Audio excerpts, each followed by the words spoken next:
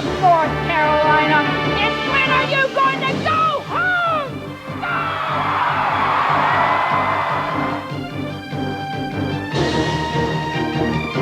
We're dedicated to nonviolence. We want this to be peaceful. We shall not be moved. Gentlemen, please leave. Good evening, everyone. I'm Larry Stogner in Durham. And I'm Chris Clackham in Charlotte. From the WTVD studios in Durham and live from Oxford Granville County. From WBTV studios in Charlotte and live from Statesville. WTVD 11 News and WBTV 3 News present A Town Meeting, the hazardous waste decision. For years, we in North Carolina have gotten off easy, but those days are over. Federal law requires states to manage their own hazardous waste. How North Carolina will do that, and most importantly, where, is the steamy issue we are tackling this summer, and it's the focus of our program tonight. And through the magic of television and satellites, we're bringing distant communities together to pick this issue apart tonight. Let us start by introducing our panel who is with us tonight. Dr. Alvis Turner is chairman of the North Carolina Hazardous Waste Management Commission. Dr. Linda Little is executive director of the Governor's Hazardous Waste Management Board. Chris Combs is of GROW, Granville Residents Opposed to Waste. And John Pike, an attorney from Granville County. Also in our studio audience tonight, my colleague Dave Bolick, who will handle and field questions from our studio audience. Right now, let's go to Charlotte. Okay, thank you, Larry Stockner. Joining us in the studio here in Charlotte, the group includes Rob Kirk, who represents the Thermochem Company. He is here to speak for the company that has been selected to build the hazardous waste site in either Granville, Iredell, or the Iredell-Rowan County line. Next to him is Dr. Paul Connett. Dr. Connett is an expert in incinerators. He's from St. Lawrence University in upstate New York. Dr. Connett, thank you for being with us. Also here, Dr. Paul Sako. He's a retired biomedical researcher who lives about 2 miles from a Thermochem site in York County, South Carolina. Larry, also joining me here is my colleague, Brian Thompson from WBTV News. Brian? Thank you, Chris. We have some 50 people in here who live in areas either near this proposed site in Rowan, Iredell, here on the Charlotte side, or, for example, down in Rock Hill, where Thermochem operates a plant, or up in Caldwell County near Lenoir, where there was a plant in operation there for quite a while. People who in one way or another have been affected or stand to be affected if the site does go to Rowan, Iredell County. Also joining us live now from the site up there on the county line, we have the chairman of the two county commissions. The first is R.B. Sloan Jr., chairman of the Iredell County Commission, and Newton Cohen, chairman of the Rowan County Commission, and we will be going to them later in this broadcast to hear from them. Chris? They are ominous words indeed. Hazardous waste. They conjure up all kinds of imaginations about what we're talking about. So we're going to define that first. Just what is this thing we call hazardous waste? There are nearly 800 chemicals considered hazardous by the Environmental Protection Agency. But hazardous also means any chemical that could catch fire, is corrosive to skin or other materials, could explode in contact with air or water, or is a toxic poison. The only commercial hazardous waste incinerator operating in North Carolina was the CSI plant in Caldwell County. But public pressure, at times very emotional, caused the plant to shut down late last year. In Pinewood, South Carolina is a chemical waste dump. Under an agreement with the state, North Carolina textile and furniture plants can dump here. But that agreement is in jeopardy. South Carolina is threatening to cut off access unless the Tar Heel State builds the incinerator.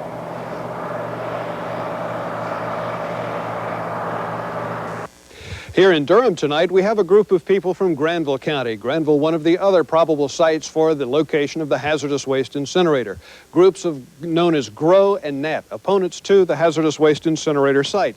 Also, we have with us live in front of the Granville County Courthouse The chairman of the County Board of Commissioners, Mike Warren, and also Representative J.P. Green are standing by. We will be talking with them live later on during our program. The question came up that North Carolina is about to get a hazardous waste incinerator, a huge furnace that burns chemical wastes.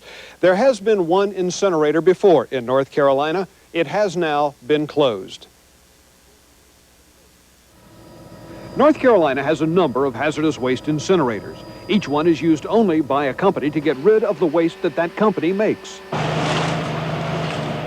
There's only been one commercial incinerator in the state, one that would take chemical waste from whomever wanted to send it. Caldwell Systems was closed, though, by officials in Caldwell County as a health hazard, while state officials tried to keep it open. In its wake is a trail of human misery. I just ain't got no future. I done lost it all. My future right up there in that holler. Well, I had to leave. Truett-Hass's farm was polluted, his wife made sick, and his dairy herd had to be destroyed, he and others say, because of air pollution from the Caldwell Systems incinerator. I'm 27 years old. I got permanent brain damage. Things keep getting worse. My balance keeps getting worse. My nerves keep getting worse. Keith Killian worked at Caldwell Systems and is one of several former employees who doctors say was made sick by exposure to the wastes. Critics, including a state biologist, have claimed the state knew there were problems, serious problems, but covered them up. There was sufficient evidence to investigate the facility.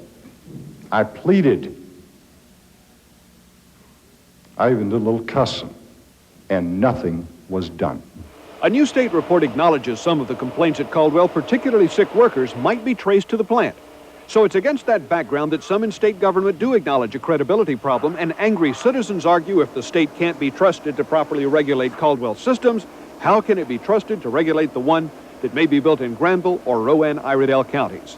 I'm Dave Bolick reporting from Raleigh. Let's get right into that then now. Let's ask Rob Kirk of Thermochem the question, how are you going to operate this plant, be it Granville County or the Iredell-Rowan County line, better than what they did in Caldwell County? Well, I think there's no comparison. The Caldwell incinerator, to my knowledge, had no pollution control devices, was not designed to burn hazardous waste, was designed to burn municipal trash, was converted at some point during its life to burning hazardous waste. From all I've heard about the unit, it really was not designed to do hazardous waste. So there's no comparison between that and what would be built for the state of North Carolina. You do think there were problems at the Caldwell County site, unquestionably? From what I've heard, there seem to have been some serious problems. Brian? I saw one lady back here shaking her head while he was making that statement. Let's go back to her right now. What is your name, please, and where are you from? I'm Diane Hamby, and I live a half mile from SA9. I don't believe that he can honestly say that Caldwell Systems is different. It burned hazardous waste. There is no pollution controls on these facilities. There are none on the Rock Hill plant. There will be none on the North Carolina plant. Well, that's not true. We have a wet scrubber system on our Rock Hill plant. We have instrumentation that measures all the parameters that we need to monitor from our permit standpoint, from a safety and health standpoint, and we monitor those 24 hours a day. We also monitor the air outside of our facility and have voluntarily installed stations to be able to do that. We have some people from Rock Hill here who live near that plant, sir. I'm Jack Lewis from Rock Hill. I talked to Al Williams, which is head of the DHEC department in Fort Long. It took us 3 years to get this company to put in a outside monitoring system, and I asked him, I said, are they hooked up? He says, no. I would like to know what kind of monitoring they are doing besides shooting off their mouth. Real quick, sir. Well, the monitoring on the stack has happened all along. What we've done is gone a step further because of concerns about what might be in the air and installed systems outside of our facility to ensure people that there is nothing in the atmosphere that they should be concerned about. Thank you. Let's go to Larry now in Durham. All right, thank you very much. We're going to go right now to Dr. Alvis Turner, who is with us. You got a bit of a sticky wicket here. No one seems to want this thing, and it's gotten a little bit political and a little bit legal. You've gotten legal setbacks. Can you get this done? I hope we can get it done. I think it's important to the state. I teach hazardous waste management, and I think it's important to treat this material in a manner that will protect the public health and safety. Are you going to be able to meet the timetables? You're getting slowed down by the day. You know, there is no way that I can say here tonight that we will meet that timetable. We will try to meet the timetable. but it is getting more difficult all the time. Dr. Linda Little, how do your jobs overlap? You represent the governor. I'm the executive director of the Governor's Waste Management Board, which deals not only with hazardous waste, but low-level radioactive waste as well. And I'm also the state coordinator of the capacity assurance plan that's required by the federal government of states. I think it's important to realize that the legislation, which passed last May 30th in 1989, stated that the Hazardous Waste Management Commission was to see that there was adequate waste management capacity for North Carolina, preferably through an interstate agreement. But if that could not be achieved, to build a comprehensive facility. If the facility to meet the terms of the agreement is blocked, that does not mean that North Carolina does not have to build a facility. It means building a larger facility. And it means until such time that we have a facility in place, we are subject to bans in states such as South Carolina and Alabama, which receive a large amount of our waste. We do want to go the compact, which is also more inexpensive. No, not the compact. But the agreement with the other states, what I'm Okay, saying. there's a difference between an agreement and a compact, and this hazardous waste is an agreement. Right. Okay. There's some legal differences. All right. But yes, it's very much to our advantage to go with the agreement. All right, let's check with Dave Bolick in our studio audience. We have a question from the studio audience about what these people are all about. My name is Priscilla Pike, and my question is directed to Dr. Turner and Ms. Little. If after reading and reviewing the information that's been compiled by Granville County and Rowan and Iredell, would you be willing to admit that you have made a mistake and find a better way? If we were presented with information or facts that were documented, that that information violated any regulations, federal or state, or violated any of the rules that we have set for ourselves, yes, we would be willing to do that. Do you see that you have made any mistakes? Oh, we have made some mistakes, but I don't think we violated any of the rules or regulations. Let's go to Brian Thompson in Charlotte. Okay, thank you, Dave. This has been a fierce firestorm, as all of us who have reported on it have seen across the state, and especially in these counties. We see now suddenly that civil disobedience is no longer a dirty word. Sit down. Do not resist arrest. Do not raise your arms to the police. We shall not be moved. He's asked you to leave his land. For now, these tactics have worked. The state turned back from testing this site, just as it has been up in Granville. They've tried petitions as well, yards and yards of them. They're so angry, police had to escort commissioners away from this public hearing recently. They're so emotional, well, they blame the heart attack death of farmer J.B. Johnson on the strain of facing the loss of his land to the incinerator. It's farming land, the leading dairy land in the state. But it's on a narrow, twisted road away from the interstate, and these folks have tried to show how dangerous it could be. In fact, the cost of road improvements is more than 10 times the cost in Granville County. As in Granville, they've taken their battle to court. And so far, they've been winning. But they're fighting a popular governor who's marching to his own beat, unafraid no matter how intense the fight. As we mentioned at the top of the show, we have joining us from the site on the Rowan-Iredell County line, the commission chairman of the two county commissions there. Beginning with Mr. Sloan, state your position and why you feel that way, Mr. Sloan. Well, there's several things to take in consideration, one of which this fast track the state's got us on. They've pitted us against Granville County, which we're not really fighting Granville County, but the way the rules have been drawn, we're having to. We still contend that they've tried to cite this in the dairy center of North Carolina, that being Ireland, Rowan County. I'm interested in hearing what Dr. Turner has to say about not adhering to the regulations when it's clear that the 4-lane road issue by the courts and as by our Attorney General has concurred with this position that does not comply with the statutes. I'm curious to see how he explains that. Also, earlier on when we were meeting with the commission, we asked about the population. That appears to be a little concern. There's several other selection criteria that we contest. There's one issue I would like to discuss at some point in time, and that has to do with due process. And there's been several things that's been brought up during this process that they've just totally overlooked the people. So our position is, at this point in time, it would appear to us that the commission is certainly not approaching this in a manner that the people can understand or accept. Okay, Mr. Sloan, let's try to get some time in here now for Newton Cohen, chairman of the Rowan County Commission. Give us your position on this and why you feel that way. Well, our position is that we're totally opposed to this siting of the plant on SA9, Rowan and Iredell. The commission has made some gross errors in its siting criteria. We're trying to battle them with documented facts and data showing that there's no four-lane road to the area, that why should we keep this site off of 10 miles away from the Blue Ridge Parkway or 15 miles from the state line and sited in the center of a prime dairy farming land in North Carolina. I think there's 10% of dairy products produced in the total state produced in 10 miles of this site. And I'm concerned that they're building a facility that's twice to 3 times as large as they need, and we will be forced to accept stuff from all over the nation and possibly even from overseas. Mr. Cohen, thank you very much. I understand that Mr. Sloan, chairman of the Iredell County Commission, has a question for Dr. Turner, chairman of the Hazardous Waste Commission in Raleigh, who is standing by right now in Durham, rather. Go ahead, Mr. Sloan, with your question. My question has to do with due process, and as an elected official, I've been involved in several public hearings and over some heated issues. On at least 2 occasions, I've been involved in a very heated public hearing. One concern we always have when we're dealing with the public is that they at least perceive that they can get to us.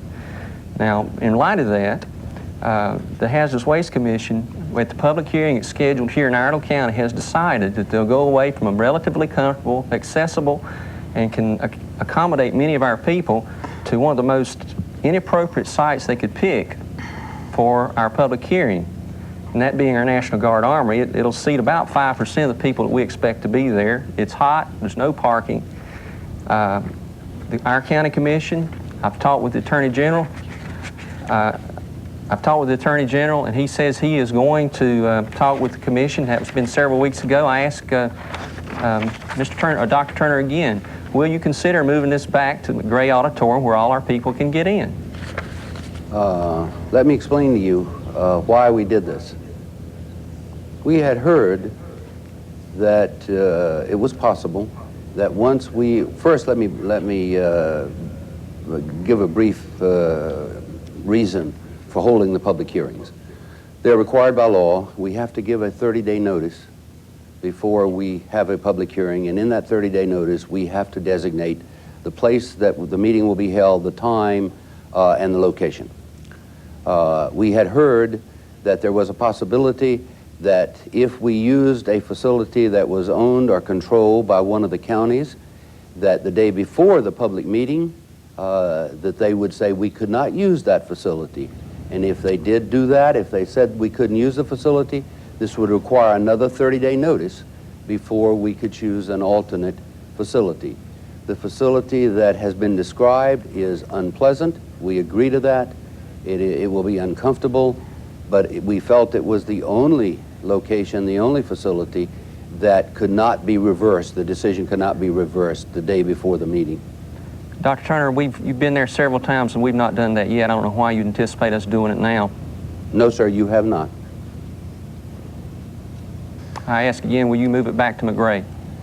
That's a decision that I alone do not make. The commission would have to make that decision. Will you address this issue? To the commission on Wednesday when they meet. Thank you.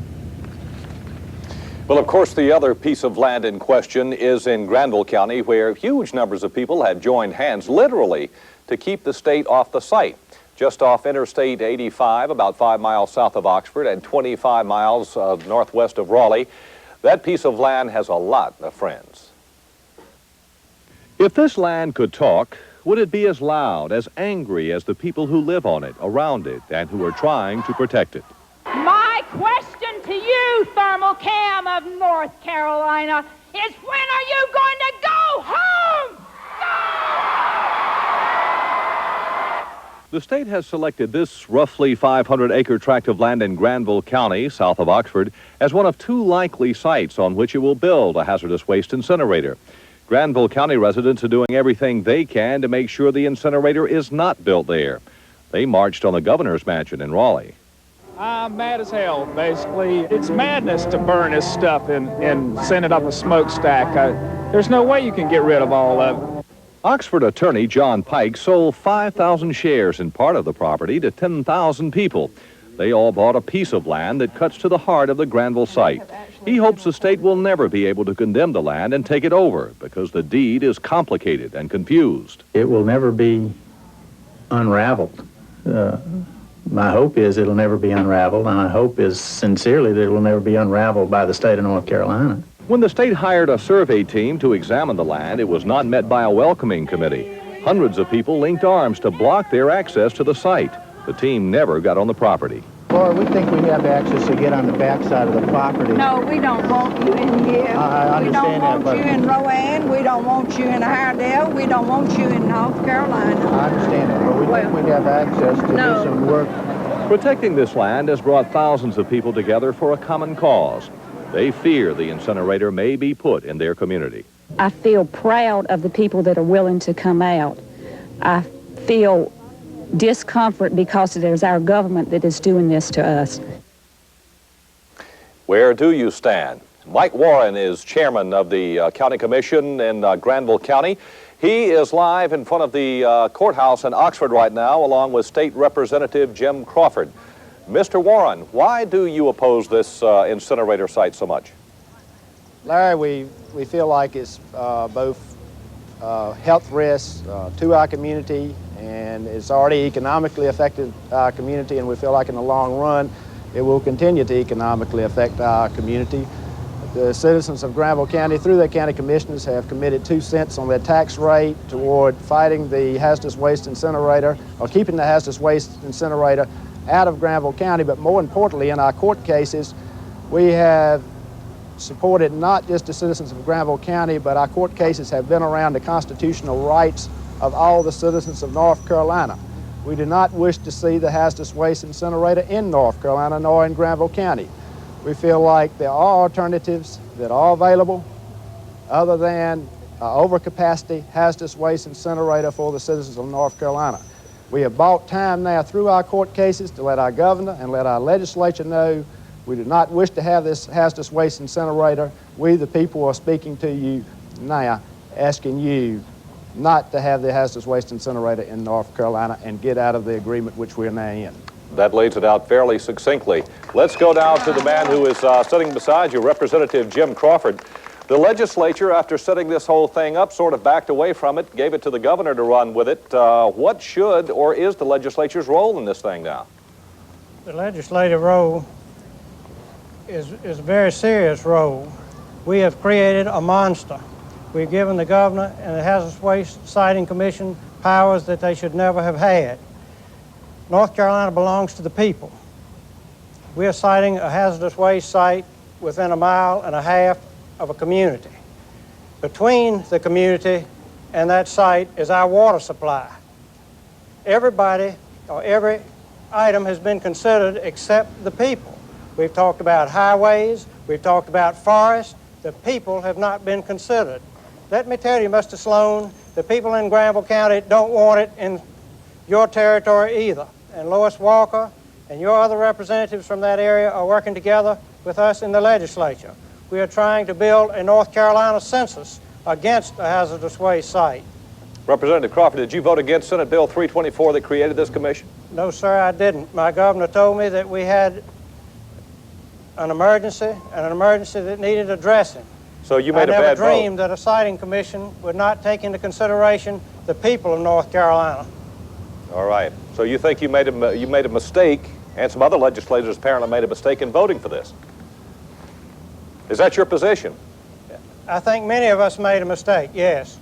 All right. Jim Crawford, thank you very much for being with us. We'll be back with more on this after these messages.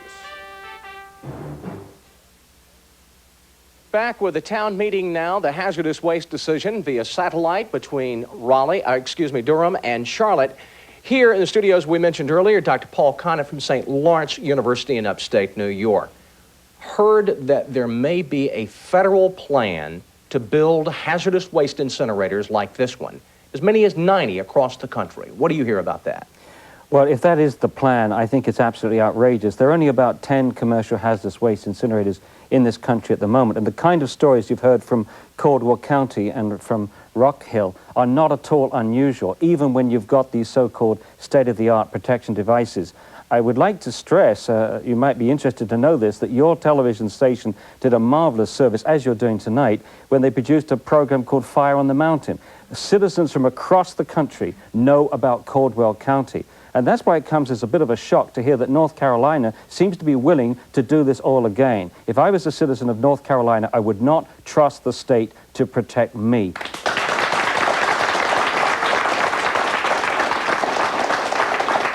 In your mind, what's an alternative?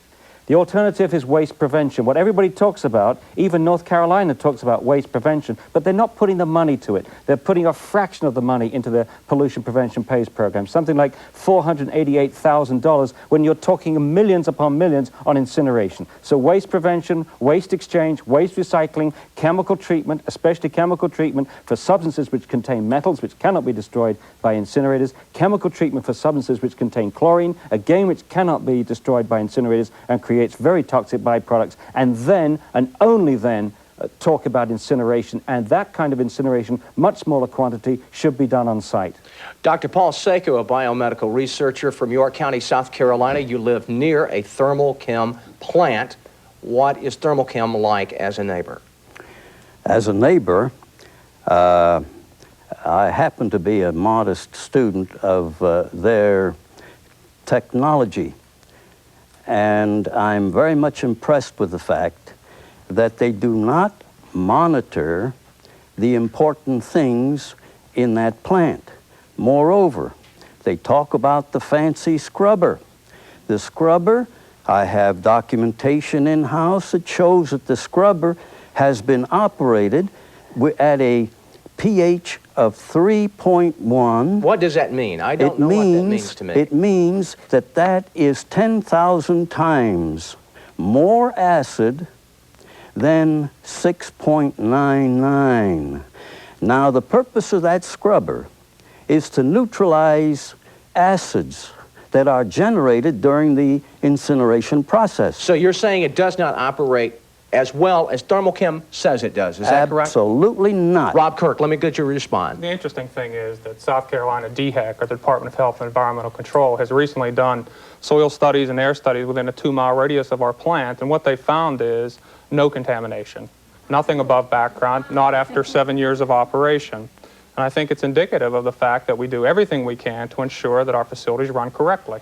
Dr. Connick, quickly. Yeah, Chris, I think you're hearing public relations. This same company has told people in this state that you get no more contamination from one of these facilities than cooking a hamburger. It's absolute nonsense. This is public relations. I've heard it from one end of the country to the other. In British Columbia, they told cattle people there that don't think of this as a hazardous waste incinerator, think of it as an air purification device. It's public relations, well, not science. It's not no, science. I think that the interesting thing is, and I disagree, and I don't know who said that, certainly there was discussions about products of incomplete combustion, and we all know in poor combustion environments like your grill that you could have problems with dioxin and furon and things like that. The thing that the state has to deal with, and it's a dilemma, for example, the school systems, as I've worked with Dr. Little, on a problem where every county in the state has a problem, and they're going to have to look for, as mandated by the federal government, by law, are going to have to look for an incinerator to help them solve that problem. Rob, okay. Brian? Thank you, Chris. There's somebody in this audience who we need to point out to you, and her name is Patricia Link. She's from Rowan County and has been fighting this for 3 years. Not just the site. That's really not the issue with you, has it been, Patricia? No, it hasn't been, and the wonderful thing about the siting process here is that there are thousands of people that have become educated and more knowledgeable about the situation as it affects North Carolina, and we are committed to actively and adamantly opposing the site anywhere in this state. We are not for the proliferation of hazardous waste. Okay, thank you, Patricia. Right now, let's go back to Larry in Durham. Okay, thank you very much for that, Brian. We've got to go back to the grassroots level here just for a moment. Attorney John Pike of Granville County and Chris Combs of GROW. You're a couple of the leading opponents to this site. First of all, John, you've gotten a lot of publicity, even national publicity, on the networks with your method to separate the parcels of land, sell it to 10,000 people, and snarl it in so much red tape that they can never build the darn thing. Do you think this is going to work? I think it'll help. I don't know that it'll be the death knell for them, but we're willing to go to any length to stop it. That was just another way we could try, and we'll continue to try any method. Chris, is pure emotion, the type that we have seen in Granville County so far, enough to carry this battle and stop that thing from coming into your county? Well, I think that when you say no and you mean no, and you're right about what you're saying no to, that that emotion combined with the knowledge that we have gained in this process will be enough to stop it. Let's go to Dave Bullock. I'm sure we have some questions by now, Dave. The key ingredient of a town meeting, of course, is the opportunity for people in the town to ask their questions. We have a question right here. Hi, I'm Sandra Webb. I'm a member of GROW, I'm a member of NAT, and I'm a landowner. My question to Dr. Turner is, the health of my family and my friends will be in jeopardy. Why do you think I should not oppose this incinerator?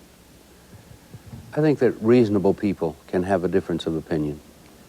I do not believe that your children or your family will be in danger from this facility. I would not even have accepted this job if I had thought that was true. We have a response to that. Bill Holman with Conservation Council and the Sierra Club. Dr. Little, the Environmental Epidemiology section of the Department of Environment, Health, and Natural Resources recently released a report that criticized the state's handling of the Caldwell Systems incinerator. And I wanted to ask if you had an opportunity to read that report and what specific things the state of North Carolina is going to do to learn from its mistakes. And many environmental groups have asked for an independent commission to investigate that, to learn from those mistakes. This too goes to the health and safety issue, Dr. Little. Very much. I brought a copy of the report with me. I happened to have it at home because I had just received it and had read through it. And if I might have the time, I could read some of the findings from that report. I'm not sure we have an awful lot of time for an awful lot of findings, but hit about 2 or 3 good high points. All right, I'll hit the first 3 because I assume that the authors put the first 3 in priority. The first one does say it's an excellent case study of problems from inadequate incinerator design. I think we have all agreed to that.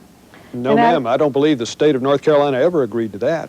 The Hazardous Waste Commission, the Solid and Hazardous Waste Division tried to get them their Part B permit. Not without a lot of modifications. Read on. The second was inadequate pollution control equipment, which also would be required for them to get a Part B. Inadequate supervision and education of employees at the facility. Inadequate federal and state air pollution regulations in place at the time. Inadequate resources for routine environmental monitoring. Inadequate resources allocated in general to state agencies involved in overseeing proper management of hazardous waste. Dr. Little, the question goes to the health and safety. The report did say that there were health problems among workers at Caldwell Systems, did it not? I'm glad you brought that up. Did it not? No, I don't believe that's a fair reading of this finding. Well, while you look for that, all right, I can, here we are. Charlotte. I think you need to know this. Some of the numerous media reports. Go ahead. Some of the numerous media reports have sensationalized the issues surrounding CSI and provided misinformation or incomplete information to the public. A significant proportion of the media coverage related to environmental contamination has been remarkably biased, and little effort has been spent in determining the facts related to specific investigations cited in this document, and it points to the fact that there has been little contamination noted there, and they cannot show that the problems related to environment and health there are associated with that facility, and specifically environmental epidemiology branch has asked for an independent investigation. I think it's by Duke University, and the citizens there did not cooperate with them to do that. We could probably hammer this one for the rest of the day. That's right. Let's go to Charlotte. We're going to go to Brian and Charlotte. Okay, thank you, guys. With me right now, Brucey Serene from Statesville. You're a physician up there, is that correct? And you have a specific concern for Dr. Conant. Yes, Dr. Conant, it is true that the technology for monitoring the emissions from a hazardous waste incinerator stack are quite limited, as far as we understand. Could you please comment on that? Yeah, extremely limited indeed. The 2 areas of particular concern are heavy metals and dioxins and furans, and there's no continuous monitoring available for that. Unfortunately, the way these things are set up, at the very beginning of the process, when the machinery is in tip-top condition, you do what is called a test burn. And once that test burn achieves the certain levels that the EPA has set, then the company is essentially allowed to let rip. And what they monitor are very rudimentary things like temperature, feed rate, maybe carbon monoxide levels, and quite frankly, that's a very clumsy tool to try to detect the kind of things that we're all concerned about, particularly these heavy metals, dioxins, and furans. Mr. Kirk, is that a fair description? Well, no, I don't think it is. I think that you do have a trial burn, but what you do during a trial burn is establish just what Dr. Connor talked about. But those are very specific, very detailed, and you must operate at all times within those criteria. So you monitor to make sure that you stay within those criteria at all times. Okay, thank you. We have to go back to, we'll get back to this later. Let's go to Durham first. We have a question now. I have a question for Mr. Kirk. On June 12th in Oxford, during the meeting there, you brought up several times the state of the art and the expertise. I need to ask you something. You told us you had never built a dump. You never built an incinerator like the one for North Carolina. How in the world can you so loosely use these two words? Well, I think our company has a lot of expertise. We're a $200 million company with 1,600 professional engineers who have worked on these projects worldwide. We've worked on incinerators, landfills, solvent recovery systems, and in fact, we've put on many seminars to really hit the key items, which are reduction and recycling. So we work in all facets of this. We have a follow-up question for Mr. Kirk. I'm Rick Held from Chatham County, which is not Granville or Iredell, but I don't want it in either Granville or Iredell's backyard either. I have a question for the representative from the incinerator company. You mentioned a few minutes ago that the last time there was a check of your facility in South Carolina that there was no contamination found. I'd like to ask you, how many times has Thermochem facility been cited by the state of South Carolina in the last 2 years for violations? Well, we currently have no violations of our permit. Sightings, because of the way that the process works, so we're audited about 100 times a year by the federal EPA, the state, our customers, our insurance carriers. Every time they come through, they list items that they'd like us to concentrate on, items they'd like us to be concerned about, improve, and we do that. So the issue of EPA coming in and looking at our facility very thoroughly, we think is very healthy. I believe the question, Mr. Kirk, was how many times were you cited in the last 2 years? Well, we have no violations of our permit. How many citations were issued? In terms of findings, I wouldn't know. I don't know how many findings there are. For example, they would talk about things like how many, are the lines painted yellow? Are the distance between the drums enough? Those kinds of things are typical and indeed very thorough. Let's go back to Charlotte. Okay, David, we have a question here. Your name, sir? Dr. Mark Guerra. It's a statement to Dr. Linda Little. I'm the physician that takes care of the workers from Caldwell County. They've been evaluated by myself, neurology specialist from Duke University, occupational specialist from San Francisco, California, psychiatrist from Hickory, neuropsychologist from Duke, as well as Hickory. And the consensus of opinion is that they have neuropsychological problems and brain disorders as a direct result of their exposures to hazardous waste while working at Caldwell Systems. Secondly, I'm taking care of residents that have had exposures to chlorine emissions from Caldwell Systems that have respiratory illnesses directly related to those emissions, very clearly, documented by myself as well as consultants from Duke University. Making a statement to Dr. Linda Little in Durham. Do you wish to respond, Ms. Little? Yes, I do. I have not done the study. I would like to ask Dr. Guerrero if he has found that they have tied the illnesses of these patients directly to their occupational exposures, and what the opinion of Dr. Greg Smith and the other environmental epidemiologists have been along those lines. And also, has there been cooperation by the local citizens in having an epidemiological study done?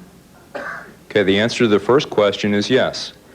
These exposures, both by dermal contact and inhalation contact, are responsible for their neurologic problems and the brain disorders that they suffer from.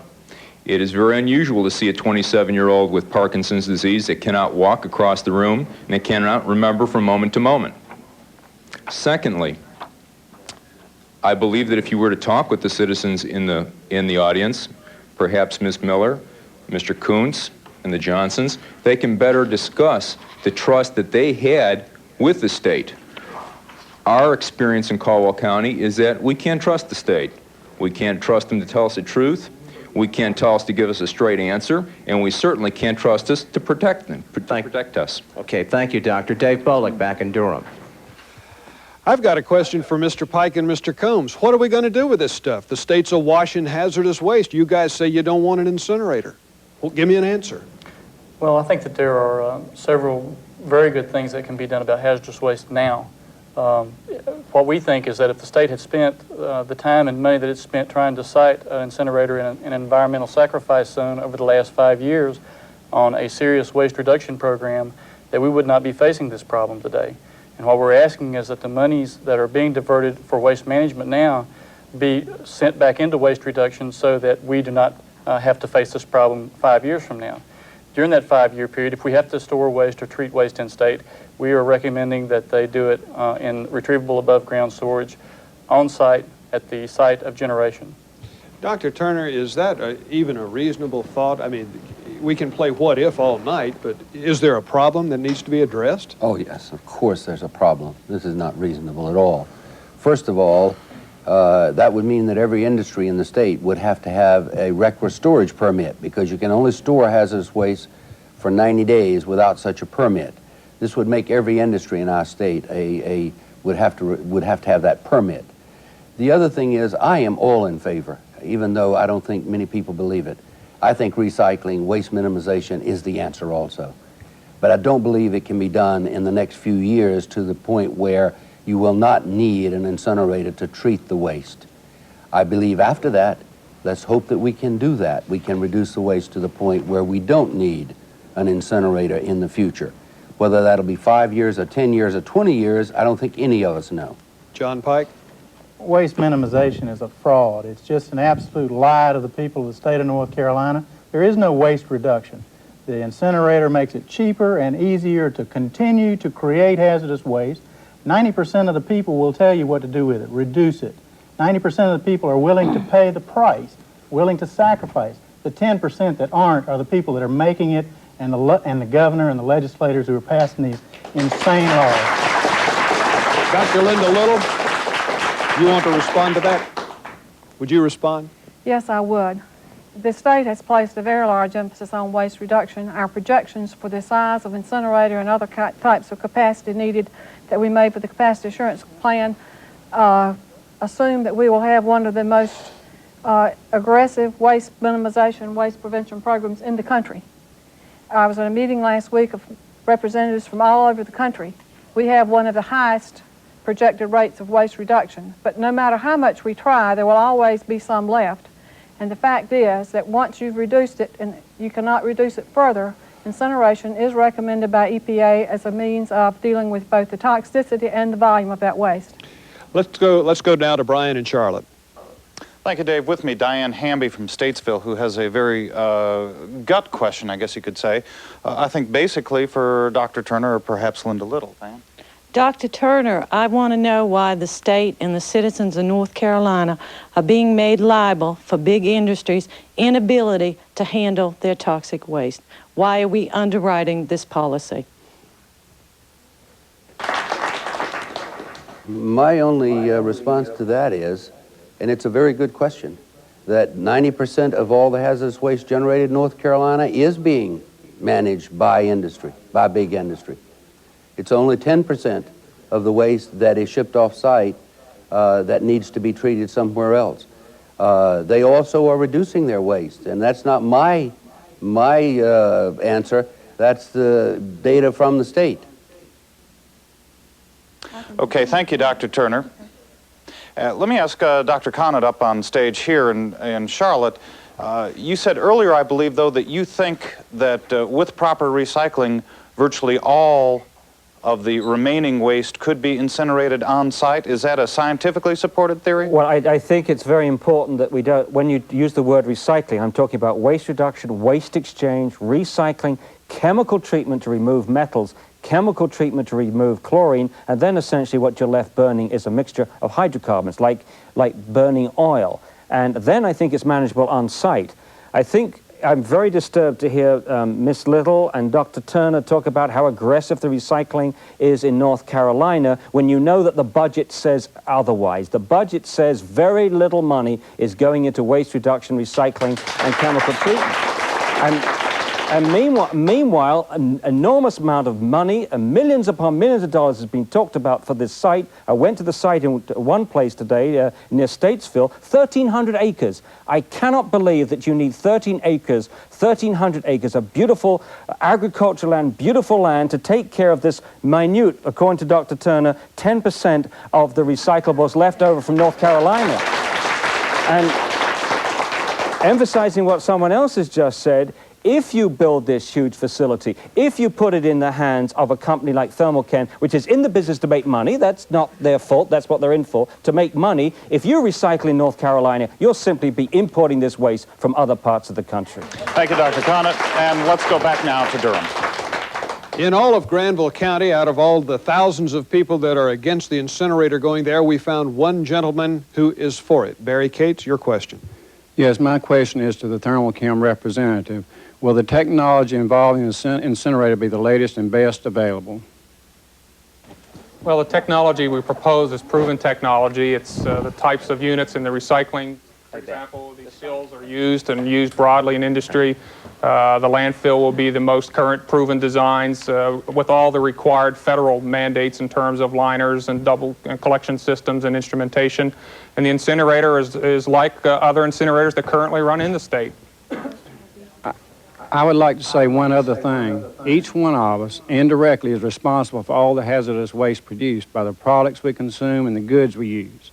So therefore, I feel it's our responsibility to get rid of it. And at the present time, in my opinion, the only way to get rid of it is an incinerator. And I stand by my decision because I love this country, I love people, and I don't care what other people say, but I want to be responsible for it. And we will be back in a moment after these messages. From 4 locations in North Carolina. In Charlotte, a question from a lady from Anson County for Dr. Linda Little in Durham.